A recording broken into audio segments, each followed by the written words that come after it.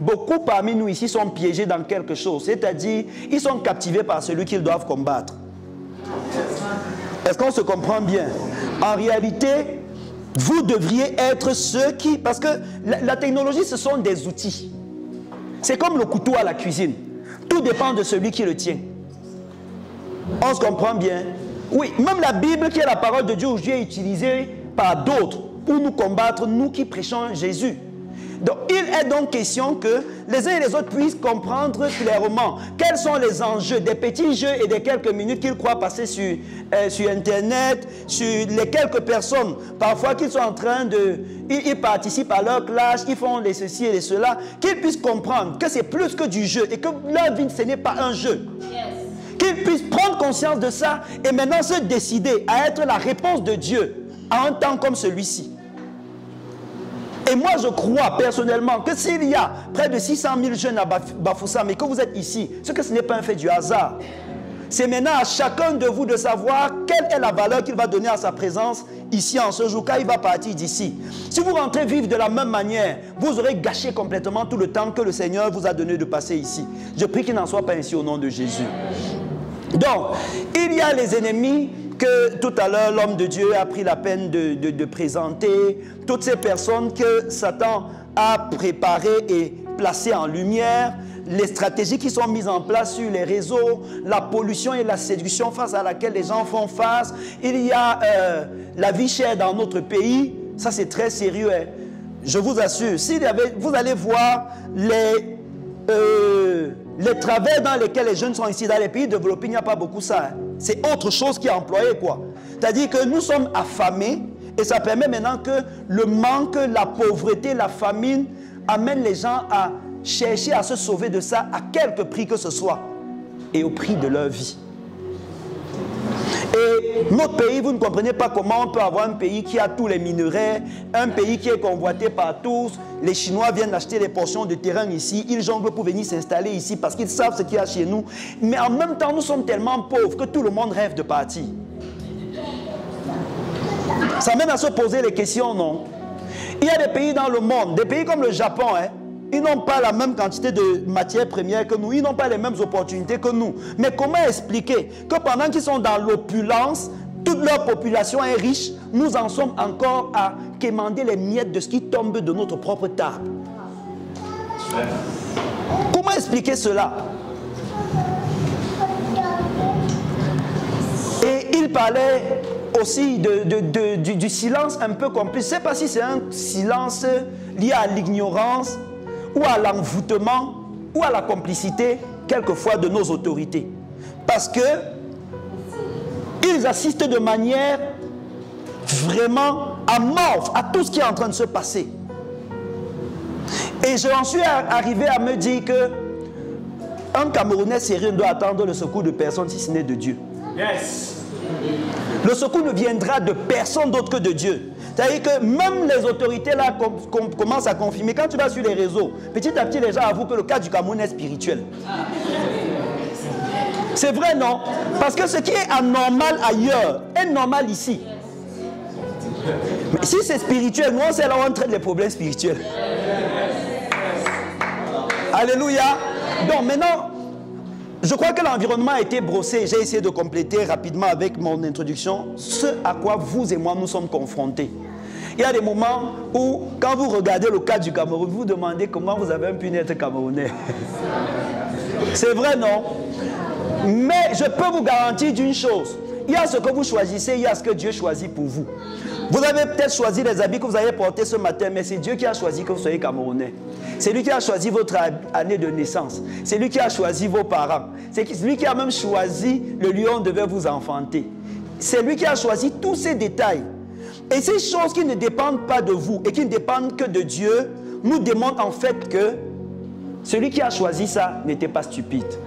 Si vous avez l'impression que c'est trop compliqué pour vous, le pays est trop difficile, vraiment, il y a l'homosexualité, demain quand vous allez finir avec vos examens, qu'il faudra aller, avec vos diplômes, qu'il faudra aller chercher le travail, il faudra qu'on cherche à vous coopter dans les lobbies, qu'on cherche à vous abuser dans tel secte, on cherche à faire ceci sur vous et toutes ces choses-là. Et vous vous demandez comment vous allez y arriver. Il y a quelqu'un qui connaît les comment. Dieu n'était pas fou pour que vous soyez né au Cameroun. Il ne s'est absolument pas trompé. Dieu savait que la meilleure combinaison pour que vous soyez le champion que vous devez être, c'est celle qui a fait de vous un Camerounais. Amen. Il a choisi vos parents. Il a choisi le pays où vous deviez naître. Il a choisi même l'époque.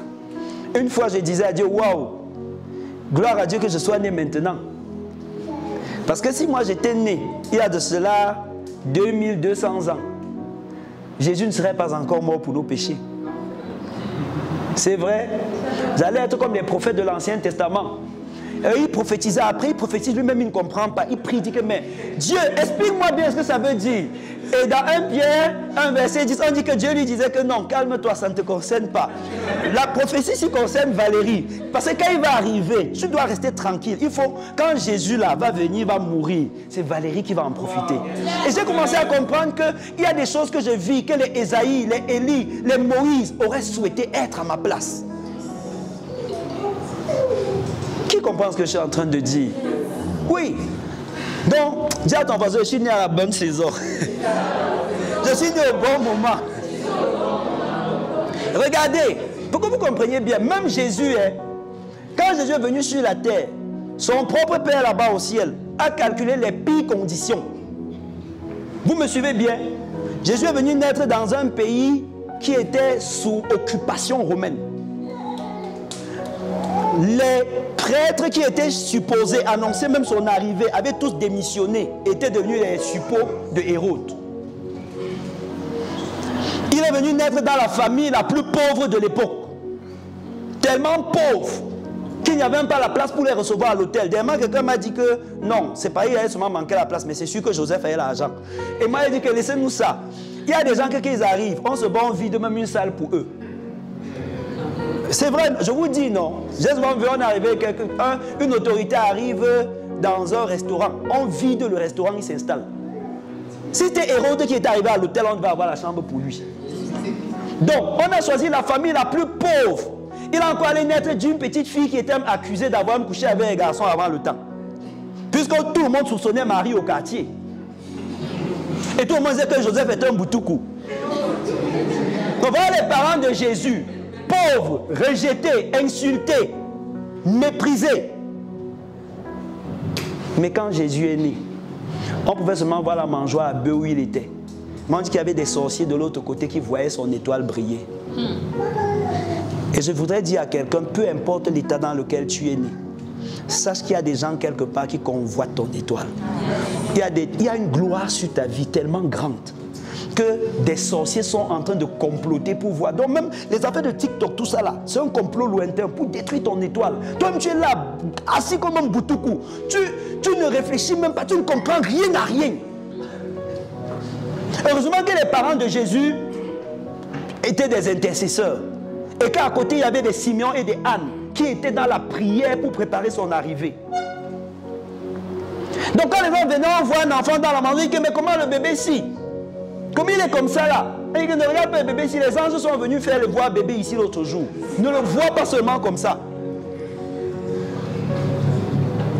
Donc si Dieu ne vous méprise pas, ne méprisez pas qui vous êtes. Il y a une gloire sur votre vie. Qu'importe les parents que vous avez, même si vos parents sont des féticheurs, même si vos parents sont pauvres, je vous dis que si Dieu les a choisis comme vos parents, c'est que c'était la meilleure combinaison. Bénissez le Seigneur, il n'est pas fou. Tout à l'heure, l'homme de Dieu disait que toute chose, sachez du reste que toute chose concourt pour le bien de ceux qui aiment Dieu. Et donc, pour que vous et moi nous comprenions comment est-ce que ces grâces, ces trésors que Dieu veut révéler en cette saison, comment ça doit se passer, quel est le rôle que vous et moi nous devons jouer. Je vais prendre l'histoire d'un homme, une histoire qui est d'une personne qui est très connue. C'est un jeune, parce que nous parlons de jeunes. Et Dieu a commencé à l'utiliser adolescent. Nous avons tellement parlé de lui que son histoire est devenue banale. Pourtant, elle est pleine de profondeur. Et je vais prendre l'une des batailles les plus redoutables qu'il a eu à livrer. Et celle qu'il a placée sur la scène et a fait de lui un grand homme. Je voudrais parler de David aujourd'hui. Ouvrez vos Bibles dans 1 Samuel 17. De temps en temps, je vais seulement vous envoyer un flash à l'intérieur du texte et vous allez lire. Bethléem était l'une des localités les plus pauvres d'Israël. De telle manière que quand on annonçait que Jésus va venir, on disait que Bethléem de Juda, tu n'es pas la plus petite. Donc regardez, c'était une ville pauvre. Est-ce qu'on se comprend bien? Et non seulement la ville était pauvre, mais en plus de ça, c'était une ville pauvre dans un pays pauvre. Parce qu'Israël, au moment du roi Saül, ne connaissait pas la prospérité. Ils étaient une nation pauvre. En plus de ça, Israël était colonisé, ou plutôt dominé par les Philistins juste à côté. Un peu comme aujourd'hui, nous on connaît les pays qui dominent le Cameroun, non? Le plus grave dans cette histoire, c'est que le roi était possédé. Le roi Saül, roi du pays de David, était un possédé. C'était quelqu'un qui était capable du meilleur comme du pire. En une fraction de seconde, il pouvait décimer tout un pays dans sa colère. Est-ce qu'on se comprend bien? Et voilà, David surgit au milieu de tout ça là. Comme si ça ne suffisait pas. Dans sa propre famille, David n'est même pas accepté par ses parents. Vous voyez les gens qui planissent, car mon père ne m'aime pas, ma mère ne m'aime pas. Tu connais même les familles où on n'aime pas les gens. On dit que David était le Benjamin. Normalement, il est l'enfant chouchou, dernier marché, non? Mais on dit que le jour où un oigne de Dieu est venu à la maison, on a senti qu'il y a l'onction, on va bénir les gens. Hein? On a demandé qu'on rassemble les enfants. Le père de David l'a oublié. Hein? Vous dites que vos parents ne se soucient pas de vous. Il y a des gens qui disent ici qu'ils sont rejetés. Je vous dis que David a été plus rejeté que toi. Mais le rejet de ses parents n'a pas empêché qu'il devienne ce que Dieu avait prévu. Les gens peuvent ne pas vous apprécier à votre juste mesure. Les gens peuvent vous rejeter, vous mépriser, vous traiter n'importe comment. Mais ce qui compte, c'est comment est-ce que Dieu vous voit. C'est la manière de Dieu de vous voir. Quand le prophète Samuel arrive à la maison, il dit, appelle tes enfants. Il appelle les enfants, il laisse David. Un père, on va bénir ses enfants. Non, c'est que voici ce que vous pouvez bénir, celui-là, il n'en a pas besoin. Et le prophète Samuel va arriver. On va présenter les enfants un à un. Quand on présente les enfants, après c'est lui qui dit que non. Il y a encore l'autre qui manque. Et je suis en train de dire prophétiquement à quelqu'un ici qu'on peut t'oublier pour un temps, mais le temps vient où les gens vont dire il y a un enfant qui manque. Où est celui qu'on a oublié dans cette maison? Où est cette personne-là? Il peut y avoir des blocages dans notre pays et autres. Mais je te garantis que si une saison est arrivée, le pharaon a demandé qu'on sorte Joseph rapidement de la prison. Ça signifie qu'il y aura aussi un temps où le Seigneur va demander qu'on te place sur la scène. Et de force, les gens le feront. Le grand problème, c'est est-ce que tu seras prêt? Est-ce que tu seras prêt? Goliath va se lever. Et il va commencer à crier. Vous avez suivi l'avertissement de Goliath, non? Il dit non, moi je ne vais pas discuter avec vous. Je vais de face à face. Et c'est aussi ça. Le but de Satan, ce n'est pas de combattre la foule. Parce qu'il sait que dans la foule, on est fort. C'est de nous prendre un à un. Et il va dire, je veux un seul. Et je vais combattre avec lui. S'il perd la guerre, même si ce n'est pas toi qui étais là, qui a perdu la guerre, vous devenez nos esclaves. Est-ce que vous comprenez ce que ça veut dire? Ça veut dire qu'il y a une bataille qui est livrée au Cameroun en ce moment. Et même si tu veux, tu ne combats pas. Mais l'issue de la bataille là, va déterminer ta liberté. Yeah. Si tu veux, tu fuis le front. Si David était resté là dans ses moutons, bien il est arrivé à la guerre, on a dit que voilà le géant Goliath, il s'est aussi couché pour voir son épée. Vous voyez comment est-ce que les autres soldats ont même calculé la taille. Je me demande si les grands mathématiciens, ils ont même vu la taille du bouclier, ils ont dit 25 kilos. J'ai dit que sans toucher. Hein. Est-ce qu'on se comprend bien? Et vous voyez, il y a des gens comme ça dans la société, leur rôle c'est être les journalistes des problèmes. Toujours en train de faire les constats, jamais en train d'apporter les solutions. 40 jours à contempler un adversaire, couché à terre, en train de paniquer. Et je vous dis, il est dangereux pour vous de confier votre développement, votre liberté ou votre prospérité entre les mains de quelqu'un d'autre. Parce que rien ne prouve qu'il aura le même zèle que vous. Si David était resté à compter sur son frère Eliab, à compter sur son frère Shama, à compter sur son frère Abinadab, c'est que quelques semaines après, David devait être esclave. Alors qu'il n'a même pas lui combattu. Dans le sort du Cameroun, si tu continues à dire que non, vraiment, tous les jours, vous faites des commentaires sur mon pauvre papa Paul Biya, notre papa national. Ah non, vraiment, il a fait ceci. Non, vraiment, il a fait ça. Et toi, qu'est-ce que tu as fait? Qu'est-ce que tu comptes faire? Qu'est-ce que tu es en train de t'aménager à faire désormais? S'il perd la bataille, là, nous sommes tous esclaves. Je refuse que mon avenir dépende de ce genre de choses. Je combattrai pour mon avenir, bien-aimé. je me lèverai pour mon avenir. Si toi tu veux être esclave, moi ce ne sera pas le cas. Et gloire à Dieu pour toi, parce que je crois qu'elle va te délivrer. Amen. Amen. Donc la victoire face à Goliath était déterminante pour la liberté de tout un peuple. Pas seulement de celui qui devait perdre la lutte. Et on dit qu'il y a un enfant, que tout le monde était allé à la guerre. À la période d'aller à la guerre, là, même Saül ne l'a pas appelé parmi les soldats, il dit qu'il est trop petit pour combattre. N'est-ce pas? Et c'est son père qui va dire, c'est au hasard qu'il arrive. À l'époque, il n'y a pas encore les réseaux sociaux, gloire à Dieu. Ce que peut-être, ce que David devait être en train de regarder, peut-être les scènes d'une TikTokeuse à l'époque là, et ça devait être compliqué. Il devait être un jeune bizarre. Que les parents l'envoient, même quelle est cette histoire? Vous êtes toujours en train d'envoyer les gens. Vraiment, je suis en train de travailler sur le téléphone, tu ne vois pas aussi. Et David s'est levé par obéissance à ses parents, il est allé sur le terrain. Et quand il est arrivé, il s'intéressait un peu à ce qui se passe. Et on lui dit que mon frère, ça fait 40 jours nous sommes dans les problèmes. Pendant que David s'intéresse, allez un peu, 1 Samuel 17, vous allez voir la réaction, les toutes premières réactions. Verset 28. Son frère aîné. Eliab, c'est le premier garçon chez les David. Le jour où Samuel est arrivé à la maison, écoutez bien qui est Eliab. On dit que quand il s'est présenté, Samuel même a dit que ça c'est un serviteur de Dieu. Il était baraqué, beau, fort. Et quand Samuel a dit ça, Dieu a répondu directement, je l'ai rejeté.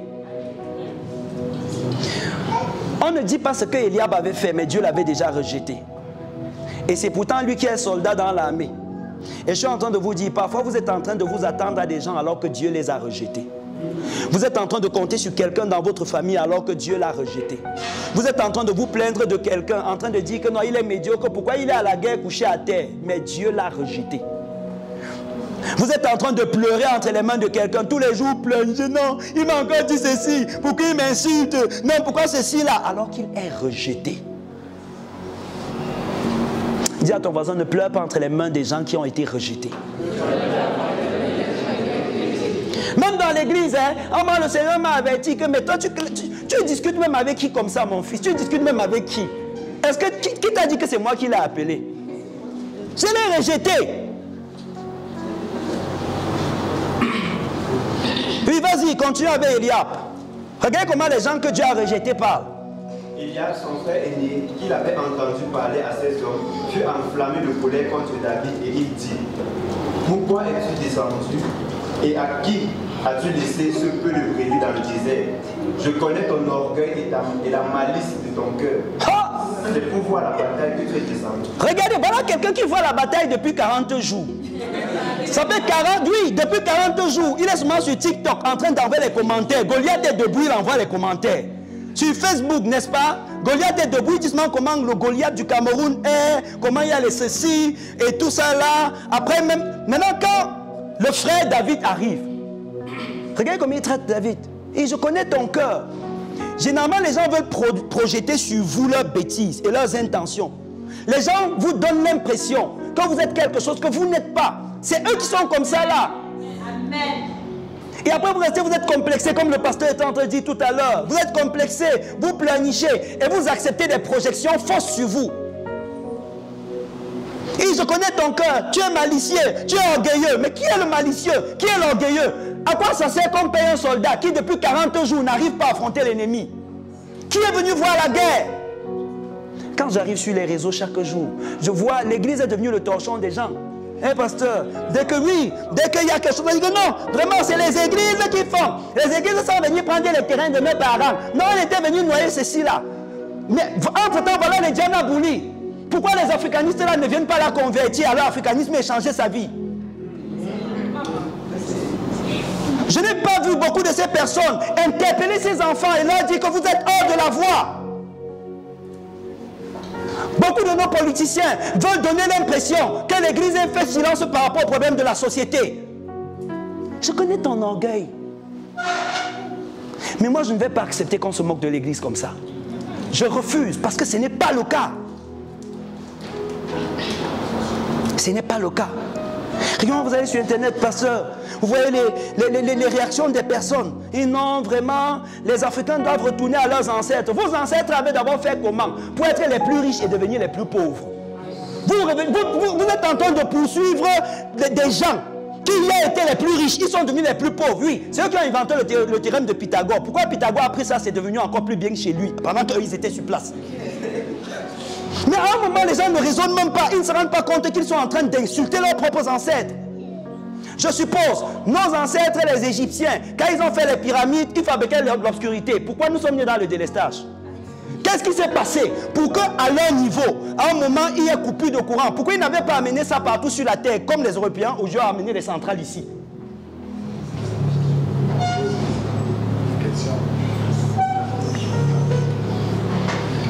Et c'est l'Église qui est accusée dans tout ça. Ils ne savent pas dans quel état l'Église a trouvé nos pays. Dernièrement, j'ai dit à quelqu'un que la preuve que nos ancêtres étaient vraiment méchants, c'est que même de nos jours, vous êtes autant méchants que nos ancêtres. Et ce n'est pas la faute de l'Église. Pas du tout. Regardez un peu, nous sommes ici au Cameroun, non? Quand un Camerounais a sa société, même si c'est la société la plus riche, qui te recrute? On te recrute à Orange, tu pars où? Hein? Attends, il y a Orange qui te recrute, il y a une société de Camerounais qui te recrute. Tu prends quelle société? Pourquoi? Ils payent bien. Pourquoi est-ce que tes propres frères, n'est-ce pas? Oui, ce sont les Africains comme nous, non? Tes propres frères veulent t'exploiter, te faire travailler, ne pas payer, t'exiger de payer les manquants qui sont les risques normaux de l'entreprise. En face, ceux que tu dis qu'ils étaient venus rendre tes parents esclaves, ils sont prêts à te payer, ils t'assurent, ils payent ta sécurité sociale, ils sont prêts à te donner les voyages de repos et de congés. Qui est méchant entre les deux?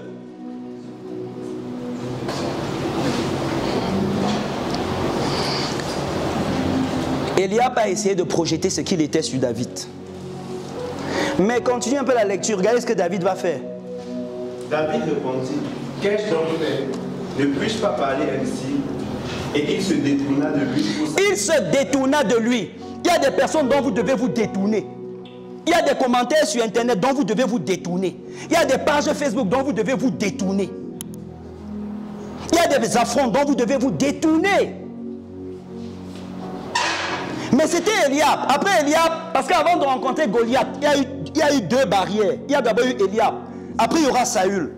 Allez au verset 31. Lisons rapidement, lis rapidement, verset 31. Lorsqu'on a entendu les paroles prononcées par David, on les répéta devant Saül. Ta réaction va faire que petit à petit la lumière vienne sur toi ou pas. Si David n'avait pas su répondre d'abord à Eliab, on n'aurait jamais rapporté sa parole au palais. Je suis en train de dire à quelqu'un, il y a des réactions que tu es en train de négliger, mais c'est ta prise de position qui risque de faire que les gens te remarquent. David aurait pu à ce moment dire, ok, ça va, je voulais savoir votre guerre. Mais dès qu'il s'est détourné, Dieu a ouvert une nouvelle porte. Que non, ton intention s'y m'intéresse. Je vais t'ouvrir une porte encore. Verset 30, vas-y. Au verset 30, on dit, David dit à Saül que personne ne se décourage à cause de ce Philistin. Regardez quelqu'un qui n'est jamais allé à la guerre, il parle au roi. Hein? Il parle au roi. Si on met quelqu'un ici devant le sous-préfet, il va trembler comme ça. Mais regardez, David est devant le roi. Tout à l'heure, je vais en quelques lignes ressortir les secrets. Qu'est-ce qui faisait que David peut parler comme ça? Il parle au roi. Et que personne ne se décourage. Quoi? Saül lui-même avait peur au palais. Oui. Ton serviteur ira se battre avec lui. Saül dit à David, tu ne peux pas aller te battre avec ce Philistin, car tu es un enfant et il est un homme de guerre dès sa jeunesse. Regardez, écoutez des paroles contradictoires du roi. Et souvent c'est ça. Hein? Souvent les échecs que ceux qui sont parfois au-dessus de nous leur a donné d'avoir des approches contradictoires. Il dit à David, non, tu ne peux pas aller le combattre. Parce que tu n'es qu'un enfant. Je suis d'accord que c'est un enfant, non? C'est un enfant. Maintenant, il dit à David, mais lui, c'est un soldat depuis sa jeunesse. Mais voici David dans sa propre jeunesse. Pourquoi on veut l'empêcher aussi d'être un soldat depuis sa jeunesse? Est-ce qu'on se comprend un peu? Vous voilà qui êtes jeune. De temps en temps, on veut démontrer que vous n'avez rien à apporter.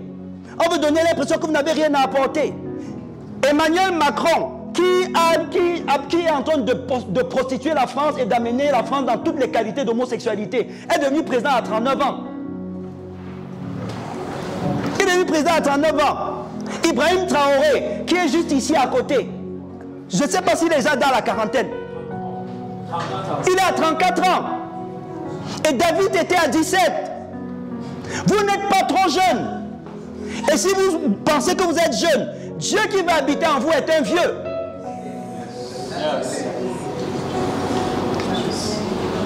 Qui comprend ce que je suis en train de dire? Pour Saül, il faut que David attende d'être vieux. Alors qu'au pays des ennemis, là, on commence petit.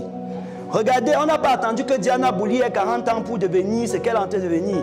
Croqueuse de diamant, on n'a pas attendu qu'elle vieillisse. Pendant que toi, on est en train de dire que non, il faut qu'on attende que tu sois dans les 30 ans, 40 ans. À 22 ans, 17 ans, 18 ans, ils sont déjà en train d'opérer les gars. Et je veux même vous dire qu'ils sont même vieux. Parce que comme pasteur, dans l'expérience pastorale, j'ai eu des cas des enfants qu'on a initiés qu'à la maternelle. C'est à la maternelle qu'on a initié les enfants. Beaucoup de maîtresses avec qui vous êtes en train de jouer là sont des sorcières qui ont initié les enfants. Il y a des sages-femmes qui initient les bébés dès tu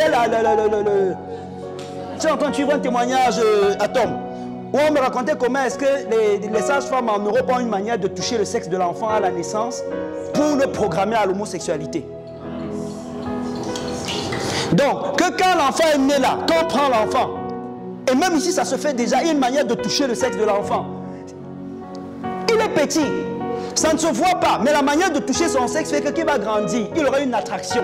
Avant il dit que non, vraiment, c'est son orientation, c'est orientation sexuelle de quoi? Ma fille à la maison ne lui a pas expliqué pour qu'elle sache que la poupée c'est pour les filles. Un jour avec sa mère, j'étais surpris de voir comment elle fait les caprices, elle tourne les yeux. Je dis à sa mère, mais attends, qui lui a appris à tourner les yeux? Ça m'a aussi étonné que moi-même je suis en train de découvrir. Ses grands frères n'ont jamais tourné les yeux. C'est féminin. Après on me dit qu'on a l'orientation. Quelle orientation? C'est de la boue. Et c'est à vous maintenant de comprendre ces vérités et de pouvoir vous dire non, vous n'allez pas laisser que votre société soit détruite comme cela. Au lieu d'être en train d'aller faire le japap avec les perdus. Que vous puissiez prendre conscience que c'est vous qui avez quelque chose à leur donner. Ils ne donnent rien parce qu'ils n'ont rien à donner. Vous avez quelque chose. Donnez-leur ce que vous avez.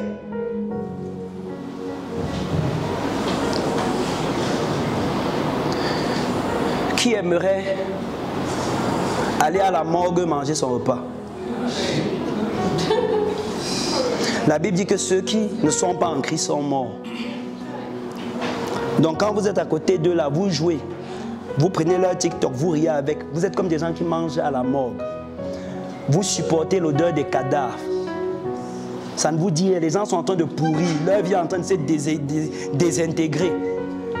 La preuve de leur condamnation devient l'objet de vos rires. Est-ce que vous savez qu'un jour les vidéos TikTok là vont parler contre eux devant le tribunal de Dieu? Et vous, ça vous amuse? Ça vous amuse? Laissez les Eliab faire les commentaires et se bagarrer. Les David doivent se démarquer. Quittez à côté d'eux. Détournez-vous d'eux. David a lui dit, continue l'histoire rapidement.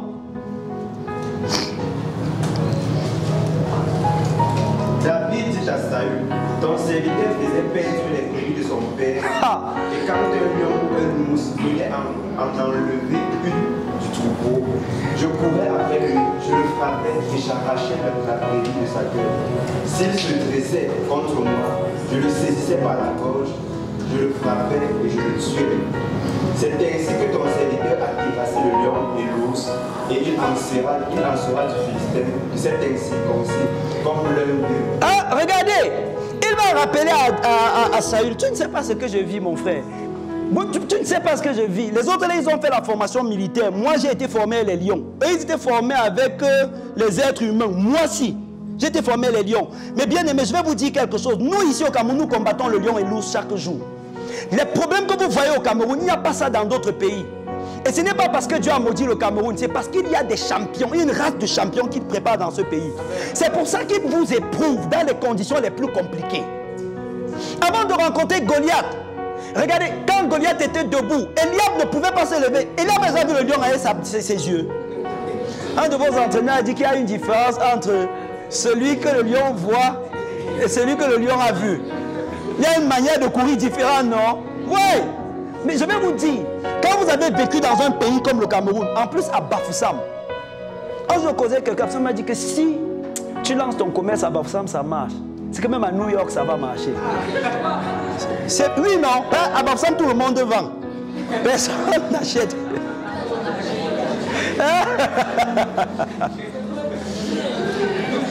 Pour notre vie ici, c'est une vie compliquée. Il y a les sanctuaires idolâtres partout. La ville est cernée partout par les forêts sacrées. Et voici là où Dieu vous a fait naître. Parce que vous êtes une race de champions. Amen. Dieu est en train de vous préparer à quelque chose. Il y a des batailles qu'il n'y a que vous qui pouvez livrer. Regardez-moi, je prends seulement de manière même sur les choses terrestres. On dit que quand on gagne, quand on voit un gars, non. Aujourd'hui, il est devenu une curiosité, non. Hein? C'était un gars qui chargeait le sable ici. Hein? Mais quand les obstacles sont arrivés, les gars ont compris que même ce qu'on fait à Koutaba n'a rien à faire avec ce qu'un gars nous faisait, son sable qu'il portait comme ça. Là. Il pouvait vaincre tous les obstacles, traverser la mort. Le gars était à mort, lui, depuis. Il y a des niveaux de souffrance que quand vous passez par là, comme Dieu n'est pas méchant, c'est seulement le terrain d'entraînement où il est en train de vous préparer à quelque chose de plus excellent. C'est à vous de savoir comment apprécier vos épreuves. C'est à vous de savoir comment juger la période dans laquelle vous êtes en train de vous trouver. Je vais vous dire quelque chose. Il y a une différence entre le mal de ventre, le mal de ventre des amis et les contractions d'une femme. Le mal de ventre des amis, bon, bois vite le remède pour que ça finisse. Parce que ça ne va rien produire en dehors de te faire souffrir. Les contractions d'une femme, on n'a pas besoin d'arrêter. On a seulement besoin de lui dire que pousse mamie, pousse. Parce que ça va enfanter un bébé. C'est ça, non? Maintenant, à vous de choisir ce que votre douleur représente. Si c'est que les amis, vous avez besoin de remèdes. Mais si c'est qu'il y a une vision qui est à l'intérieur de vous, c'est que vos douleurs actuelles vont enfanter quelque chose de bon. Amen. Amen.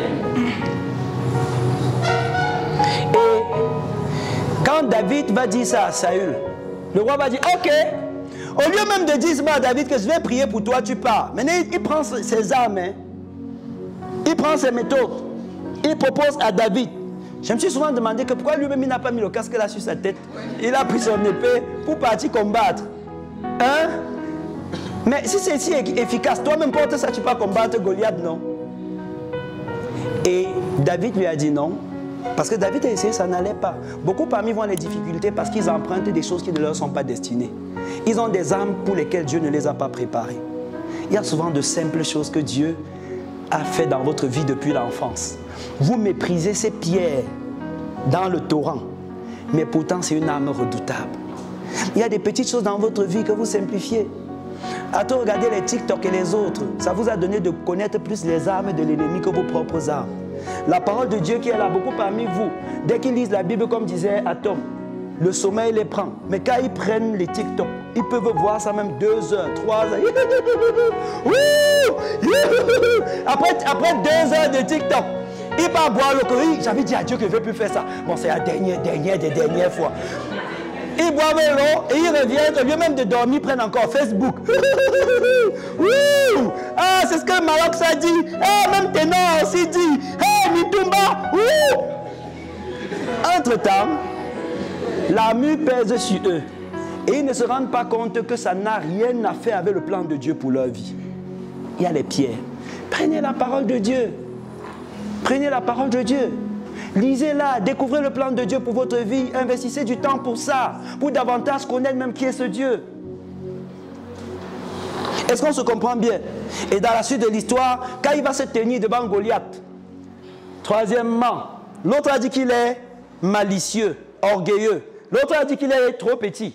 Maintenant, quand Goliath va le voir, l'enfant est mignon, il a vraiment vécu une poupée, n'est-ce pas? Pour lui, c'est comme un jeu. Comment on peut donner un beau garçon comme ça pour que je le tue? Un beau gars. Il a vu un beau garçon, très mignon, et qui est un bébé. Pour lui, il n'allait en faire qu'une bouchée. Mais je voudrais vous dire aujourd'hui que le discours de vos ennemis sur vous ne vienne pas déformer la réalité de ce que vous êtes. Ne laissez pas Satan vous dire ce que vous êtes. Non! Il y a un endroit où Dieu vous révèle qui vous êtes véritablement. C'est dans sa parole. C'est dans sa parole qu'il peut vous dire que vous êtes la prunelle de ses yeux. Que vous êtes un fils du roi des rois. Que celui qui est né de lui triomphe du monde. C'est dans sa parole qu'il vous donne les vraies références sur vous. Ce n'est pas la qualité de votre make-up ou bien de vos habits et toutes ces choses-là qui fait que vous êtes beau. C'est que Dieu lui-même a dit que vous êtes le plus beau des fils de l'homme.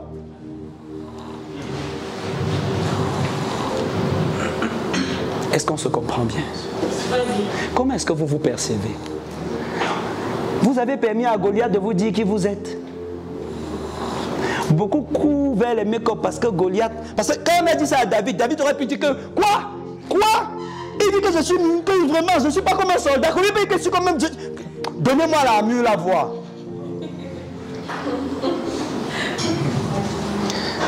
Mais David n'a pas fait ça. On dit que quand Goliath a parlé, après il a maudit David par ses dieux. Vous savez ce que ça veut dire? Goliath était un occultiste. C'était un sorcier. Vous comprenez un peu? Et il connaissait la puissance spirituelle pour aller à la guerre.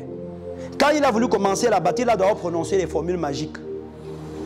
Quand il a maudit David par ses dieux, dans les esprits qu'il servait, non. Il a prononcé une formule magique. Et vous avez plein d'occultistes dans le pays. Vous avez vu celle qui vend l'eau de son bain de minuit là, non? Hein?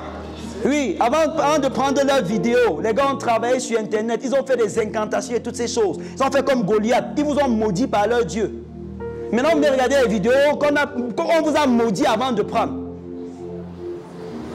Et qu'il a maudit David par ses dieux. La Bible dit qu'il a commencé à marcher. David a dit que toi, tu vas trop lentement, Goliath. Et David a commencé à courir. Donc, je suis en train de dire à quelqu'un, si ton ennemi marche, toi, cours. Va encore plus vite. Est-ce que c'est compris? Pendant que Goliath marchait, David courait. Il a pris une pierre. Il en avait 5. Tout à l'heure, on va voir 5 choses qui ont caractérisé et propulsé David. Mais ce n'était pas les 5 pierres de David. David qui prenait ses cailloux, c'était vraiment un vrai caillou. N'est-ce pas? Et qu'il a pris 5 cailloux, c'était pas au hasard. Regarde la confiance de quelqu'un en Dieu. Qu'il a pris 5 cailloux, c'est que Goliath avait 4 frères. On voit l'histoire des 4 frères de David là, dans la suite de 2 Samuel. C'est les soldats de David qui vont tuer les 4 autres frères de Goliath. Donc, David a dit que quand il avait tué celui-ci, les autres peuvent se lever. Je ne rate aucun de mes cailloux. Est-ce que c'est compris? Oui. Et aucun de mes cailloux. Comme quand je prends la Goliath, dès qu'il a... Boum! Ça a pris le front de Goliath. Goliath, bam, à terre. Pendant que David courait pour lui couper la tête. Puis il a dit que non, je t'avais promis que je vais te couper la tête. Je ne sais pas, David, non. Je ne sais pas pourquoi les chrétiens sont mous, mon frère. Regardez, commencez à prophétiser sur le sort de vos ennemis.